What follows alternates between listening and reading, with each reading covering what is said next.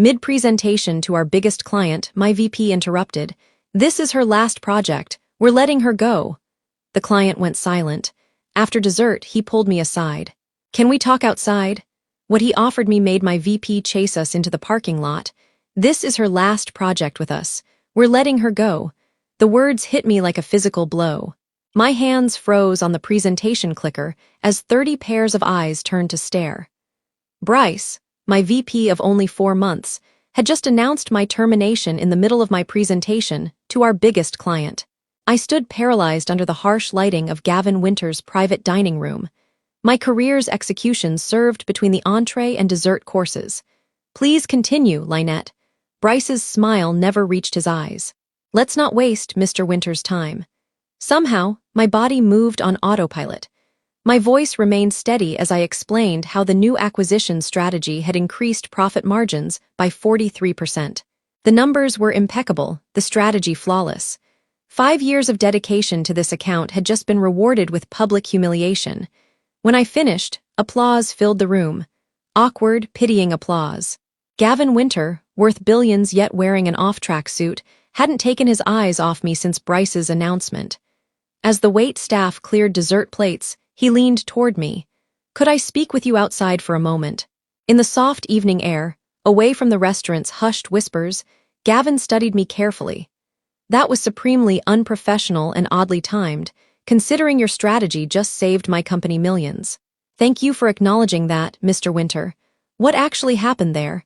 I explained how things had deteriorated after Bryce's promotion, how he'd asked me to adjust the quarterly projections for the board, how I'd refused. "Numbers tell the truth or lies, Mr. Winter." I said, "I chose the truth." He nodded slowly. "I appreciate people who stand by their principles. How would you like to apply those principles more broadly?" Gavin wasn't offering me a job. Instead, he explained he chaired the Trellis Foundation, which funded fellowships for industry-changing research. "We provide resources for people to transform broken systems," he said. "Your approach to accountability deserves wider application."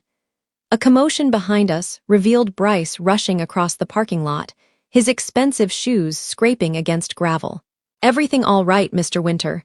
His voice strained for casualness. "Perfectly fine," Gavin responded. "I was offering Lynette our distinguished fellow position, the one whose publications become policy guidelines for corporate governance." The color drained from Bryce's face. "Fellowship? What fellowship?" "The kind that examines systemic issues in business practices," Gavin said mildly. "Her expertise on projection manipulation would be quite revealing. Before we continue further with my story, thank you for listening up to this point. If you're finding my journey interesting, please hit like so more people can hear what happens next. Leave a comment about a time someone tried to push you out, and subscribe to hear more corporate revenge stories like mine. My name is Lynette Mercer, and until tonight, I was the senior strategy director at a company I had helped grow from mid-tier to industry leader. I joined right after getting my MBA, choosing it over bigger offers, because the CEO at the time had promised mentorship and growth opportunities. For 5 years, I delivered exceptional results. My team consistently exceeded targets. Our client retention rate was 96% when the industry average was 72%. The Winter Group account, Gavin's company, was my crowning achievement, a relationship I'd built from a small project into our largest revenue stream. What Bryce didn't realize when he publicly executed my career was that I documented everything.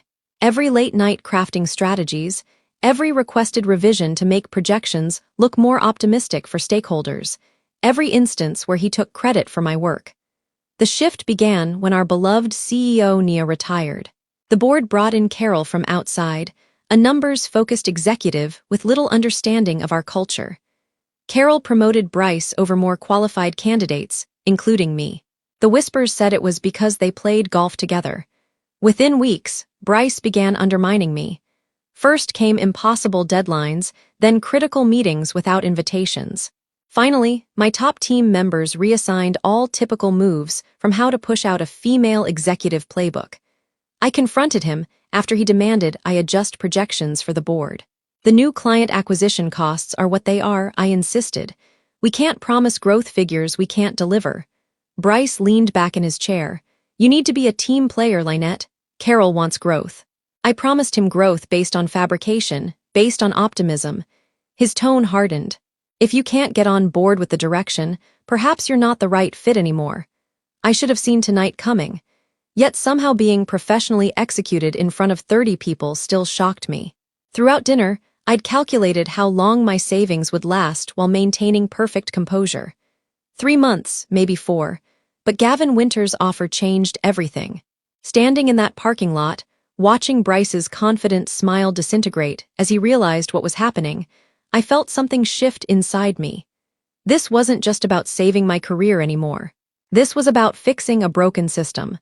The Trellis Foundation Fellowship came with prestige, resources, and a platform. Fellows spent 18 months researching systemic issues, then published findings that shaped industry standards. The stipend was generous, more than my current salary, but the real value was influence. I'd need complete independence, I told Gavin. That's precisely what we offer, he replied. Freedom to examine whatever underlying issues you identify, Bryce interrupted, his voice tight. Mr. Winter, perhaps we should discuss your account needs for next quarter. Lynette's departure means we'll need to actually. Gavin cut him off. I'll be putting a hold on expanding services until I see how your leadership transition affects quality. 2 months later, I began my fellowship, my research topic, projection, ethics, and market accountability. I interviewed executives across industries, gathering evidence of how projection manipulation distorted markets and damaged long-term business health. I didn't name my former company specifically. I didn't need to. The patterns were industry-wide. But when I published my preliminary findings, industry insiders recognized the examples. 3 board members from my old company called me privately. We had no idea how systematic this was, one admitted. Meanwhile, Bryce was struggling. Without my strategies, the Winter account faltered. Gavin had quietly withdrawn 60% of their business, citing methodology concerns. 6 months into my fellowship, I received an unexpected visitor at my new office. Carol, Bryce's champion and my former CEO, requested a meeting. You've created quite a stir, he said, settling uncomfortably in the visitor's chair. Research often does. Your paper on projection ethics has some board members asking difficult questions. I kept my expression neutral. Good questions lead to better governance. Carol leaned forward. Look, mistakes were made. We both know Bryce crossed lines. What would it take to bring you back? Name your price. The offer was everything I'd once wanted. Leadership position, compensation increase, board seat, but I'd glimpsed something bigger than my career at one company. I'm not interested in coming back, I said calmly. I'm interested in changing how the whole industry operates. His expression darkened. That sounds like a threat. It's a promise, I corrected. Transparency and accountability aren't optional anymore. After he left, I sat alone in my office, trembling. The old Lynette would have taken the offer. The new Lynette saw a different path forward. What Carol didn't understand was that I wasn't pursuing revenge against one man or one company. I was dismantling the system that enabled them. My fellowship report was approaching completion, and its recommendations would soon become part of regulatory frameworks. Companies would be required to implement new transparency measures in their projection practices. But the true test was still to come. I'd been invited to speak at the Industry Leadership Summit, the annual gathering where Bryce would inevitably be present, where I would finally come face to face with the man who thought he'd destroyed my career. What he didn't know was that I'd spent a year preparing for this moment. Not just my presentation, but something that would change everything. 3 days before the summit, I received an anonymous message. Bryce knows you're speaking. He's planning something to discredit you. The game was entering its final phase. But after months of research, I had gathered my own arsenal, one that would make my public humiliation pale in comparison to what was coming. The Industry Leadership Summit was held at the Grand Meridian Hotel, a fitting location for what would unfold. As I entered the sprawling lobby, memories of similar events flooded back. Times when I'd attended as Bryce's subordinate, standing in his shadow while he claimed credit for my work. Today would be different. Today I was a featured speaker. My presentation was scheduled for the 3rd day, giving me ample opportunity to observe. I watched Bryce work the room, shaking hands and slapping backs. His company's performance had declined steadily since my departure, but his networking skills remained impeccable. On the second day, I attended a panel where Bryce was speaking. The moderator asked about ethical projection practices, the very topic of my research. "We've always maintained the highest standards," Bryce declared, making direct eye contact with me in the audience. "Some former employees might suggest otherwise for personal gain, but our record speaks for itself." Several attendees turned to look at me. I simply smiled and wrote in my notebook. After the panel, Gavin Winter approached me in the hallway. "Subtle, wasn't he?" Gavin remarked dryly. "About as subtle as my termination announcement." Gavin's eyes twinkled. "Are you nervous about tomorrow?" "Not nervous. Ready? Good, because the committee added someone to your panel at the last minute." He hesitated. "It's Carol." My heart rate accelerated. Both Bryce and Carol would be there positioned to undermine me. The anonymous warning suddenly made more sense. "Perfect," I said with more confidence than I felt. More visibility for what needs to be said. That evening, I received another message. "Check your presentation file.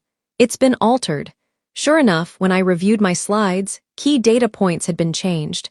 Numbers subtly modified to make my conclusions appear false. If I hadn't checked, I would have presented incorrect information, destroying my credibility. I restored the correct data and added additional security measures. Then I did something unexpected. I created a second presentation file and left it accessible on the conference system, a decoy. The next morning, I arrived early to prepare. The ballroom filled quickly.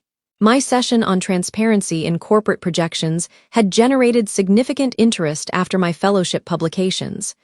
As I set up, Bryce entered with Carol. They took seats in the front row. "Need any technical help?" Bryce offered loudly. "I know how these presentations can be troublesome. I've got it covered," I replied. "But thank you for your concern." The moderator introduced the panel. When my name was announced, the applause was substantial. My research had resonated throughout the industry. Carol shifted uncomfortably in his seat. I connected my personal device rather than using the conference system, bypassing my sabotaged file. "Good morning," I began. "For the past 18 months, I've been researching how projection manipulation affects market integrity. Today, I'll share not just findings, but solutions." As I progressed through my presentation, I noticed Bryce's confused expression. He'd expected me to use the tampered file. His planned moment of triumph, when I would present incorrect data and he would call it out, wasn't materializing. During the Q&A session, Carol raised his hand.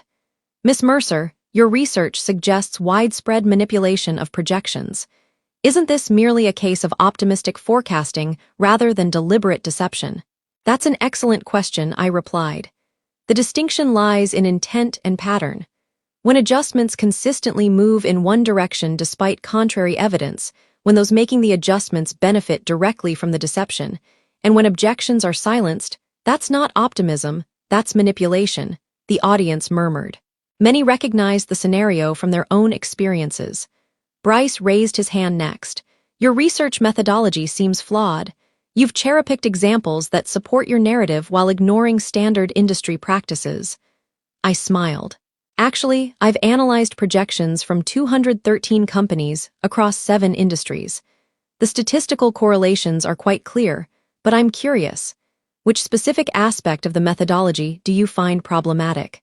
He faltered, having expected to challenge my tampered data rather than my methods. "The sample size seems inadequate." 213 companies is inadequate.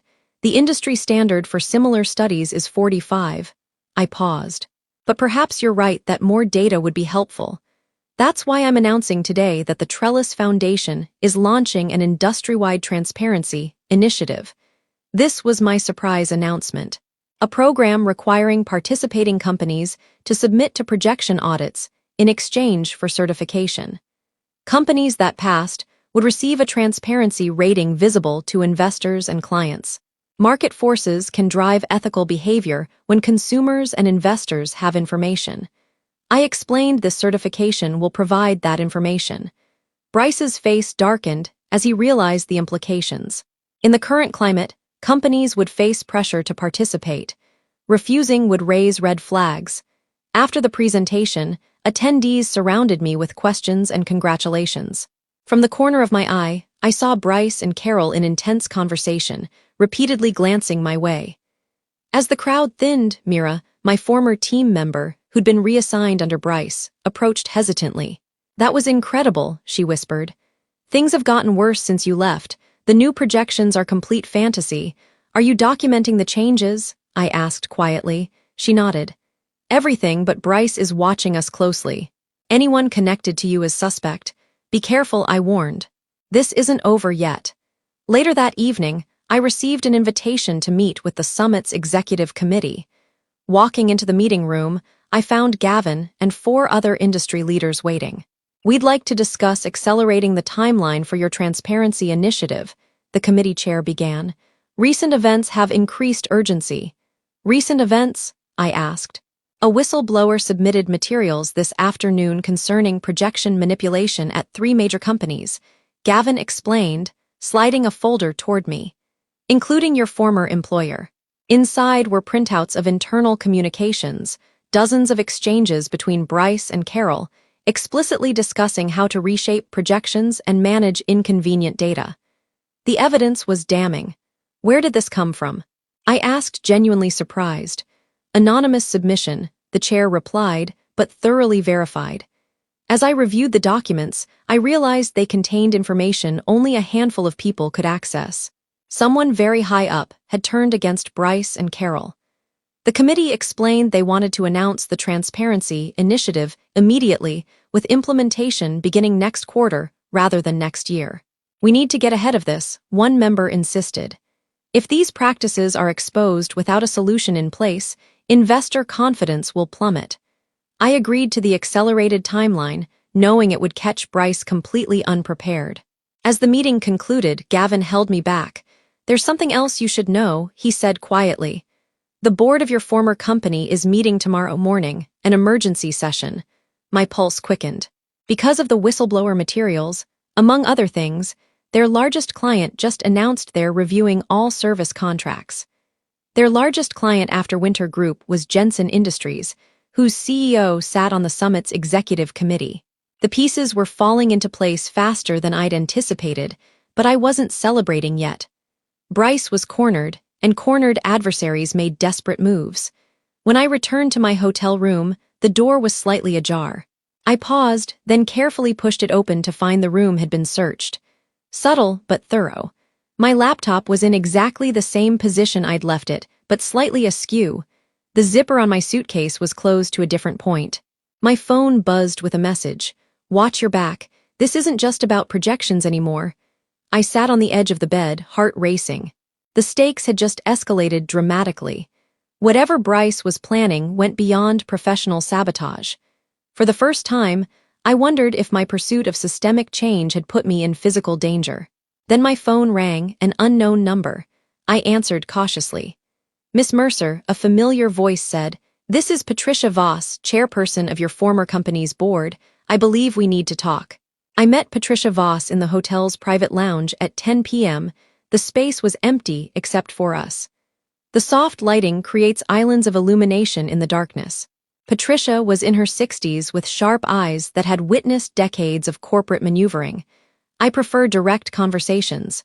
She began without a preamble. "The materials submitted to the summit's committee were also sent to our board. We've spent all day verifying them, and I kept my expression neutral. They're authentic." She sipped her water. "What's less clear is your involvement. I didn't provide those documents," I said truthfully. "But I'm not surprised they exist." Patricia studied me. 3 board members want to clean the house immediately. 2 are worried about market perception if we dismiss top executives without preparation. 1 is still loyal to Carol. "And you?" "I'm a pragmatist," she replied. "The situation is untenable, but transitions require planning." I considered her carefully. Patricia hadn't risen to board chairperson without political savvy. This wasn't just information sharing. It was a negotiation. "What are you proposing?" "Help us manage this transition. Join a special oversight committee for 3 months. Once new leadership is established, you'd return to your foundation work with our full cooperation in your transparency initiative." The offer was unexpected. I'd never planned on returning, even temporarily. "Why me?" Because despite everything, you still care about the company. Because you understand the operations better than anyone on the board, and because this gives you something you want without destruction. Patricia watched me process her offer. Whatever happens with Bryce and Carol, the company employs thousands of people who had nothing to do with their choices. She was right. My former teammates, people like Mira, would suffer if the company imploded. Revenge against Bryce shouldn't punish innocent bystanders. I'll consider it, I said finally. But I need assurances about the board's commitment to actual change. Patricia nodded. There will be a formal vote tomorrow morning. I expect a clean sweep of current leadership by afternoon. As she stood to leave, she hesitated. Be careful tonight, Lynette. Cornered people make desperate choices. I returned to my room with heightened awareness, arranging chairs against doors and sleeping fitfully. Morning news rippled through the summit. Patricia had called an emergency press conference for 2 p.m. at breakfast. Gavin joined me. Sleep well? He asked, noting the shadows under my eyes. Well enough. Have you heard what Patricia is planning? Only rumors, but Carol and Bryce seem agitated. He nodded toward the buffet line where both men stood in tense conversation. As I prepared for the day's sessions, I received another anonymous message. Meeting storage room behind ballroom C-1230. Critical information. I hesitated, suspicious of the timing. The press conference was at 2 p.m. This could be legitimate or a trap. I decided to take precautions. I forwarded the message to Gavin with a note. If you don't hear from me by 12:45, check here. At 12:25, I approached the storage room cautiously. The service corridor was deserted. Most attendees were at lunch. I pressed my ear against the door but heard nothing. When I carefully pushed it open, I found not an ambush but Mira, looking terrified. Thank goodness, she exhaled. I wasn't sure you'd come. You sent the messages? She nodded, from burner accounts. Bryce monitors our communications. What's happening? They're destroying everything. Her voice trembled. After your presentation, Bryce and Carol ordered it to purge servers. They're claiming system maintenance, but they're erasing projection history. This explained their agitation. They were eliminating evidence before the board meeting. That won't save them, I assured her. The whistleblower materials are already with the board. But there's more, she insisted. When I was reassigned, I learned they've been doing this for years. Carol built a client billing algorithm that automatically inflates hours by 15%. The system is designed to leave no trace in audits. This was far beyond projection manipulation. It was systematic fraud. Can you prove it? She handed me a thumb drive. Original code and implementation dates, plus transfer records showing developer payoffs for silence. As I took the drive, the door swung open. Bryce stood there, face twisted with rage. I knew you'd be behind this. He snarled at me, then turned to Mira. You're finished, both of you. Mira stepped backward. The board already has everything. The board follows Carol. Bryce countered. Always has, always will. Your evidence will disappear just like you did. Before I could process what that meant, he lunged forward. I sidestepped, but Mira wasn't quick enough. He grabbed her arm, twisting until she cried out. Let her go, I demanded, looking for anything to use as defense. Or what? He sneered. You'll tell the board. The same board that let me fire you. The same board that the door crashed open again. Gavin Winter stood there with 2 security officers. I believe that's enough, Mr. Harmon. Gavin's voice was ice. Release her now. Bryce maintained his grip for one defiant moment before security advanced. He shoved Mira away and straightened his jacket. This isn't what it looks like, he attempted. These former employees were stealing proprietary information. Curious, Gavin replied. Since we have the last 3 minutes recorded, he held up his phone, the screen showing video of Bryce's threats. The 12:45 check-in I'd arranged with Gavin had prompted him to investigate when I didn't respond. Within minutes, Summit Security had escorted Bryce from the premises. Mira was being treated for bruises by medical staff, and I was sitting with Gavin, Patricia, and the Summit's executive committee, explaining what we discovered. This changes everything, Patricia said after examining the contents of Mira's drive. Projection manipulation was concerning. Systematic client fraud is criminal. At 2 p.m., Patricia's press conference began.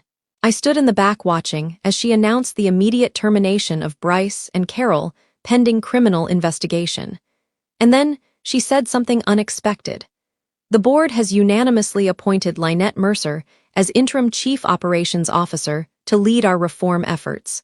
Her expertise in ethical business practices and intimate knowledge of our operations make her uniquely qualified to guide us through this transition. Cameras turned, searching for me. Gavin nudged me forward. "This wasn't our agreement," I whispered to Patricia as I approached the podium. "Plans evolve," she murmured. The board vote was unanimous. As I faced the press, the full circle of events struck me. 18 months ago, I was publicly humiliated and dismissed. Now, I stood as the appointed savior of the very company that had discarded me. I addressed the reporters with measured confidence, outlining immediate transparency measures and investigation protocols. As questions flew, I noticed Carol slip into the back of the room, his face ashen as he witnessed his empire crumbling. After the press conference, he approached me, his former arrogance replaced with desperation. "You planned this all along," he accused quietly. "From the moment Bryce announced your termination, somehow you arranged everything. Winter's offer, the fellowship, the transparency initiative. You set us up." I looked at him calmly. "No, Carol, you set yourselves up. I just refused to play along. You expect me to believe this wasn't calculated revenge? What would revenge have accomplished?" I asked. "Destroying the company would hurt thousands of innocent employees, making myself unemployable in the process. That's not a strategy. That's self-destruction." I stepped closer. "My revenge wasn't destroying you. It was building something better despite you. Creating systems where people like you can't succeed using your methods." As he was led away by board representatives, I finally felt the weight lift.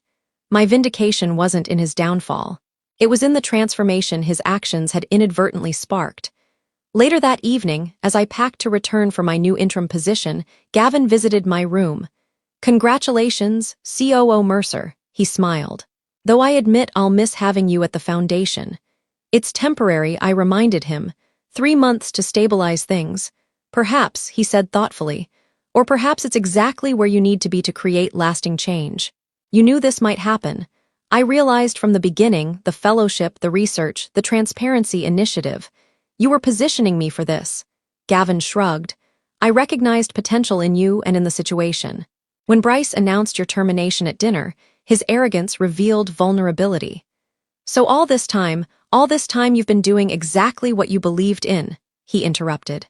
"Building systems of accountability, creating transparency frameworks, developing leadership skills. Whether that led back to your former company or somewhere entirely new was secondary." I considered his words carefully. "The whistleblower materials, did you arrange those too?" "I merely created conditions where truth could emerge safely. People with conscience will speak when they believe it matters." That night, as I prepared for my return, I reflected on the true nature of my revenge. It hadn't been quick or destructive. It hadn't even been aimed directly at Bryce or Carol. My revenge was patience, building credibility while they undermined themselves, creating systems that made their behavior impossible rather than just punishing it individually, transforming humiliation into expertise that others recognized as valuable. Most importantly, my revenge wasn't finishing them. It was finishing what they tried to stop me from achieving. 3 years later, as permanent CEO of the now thriving company, I sometimes think about that dinner where Bryce announced my termination. How what he intended as an ending became the beginning of something far more significant.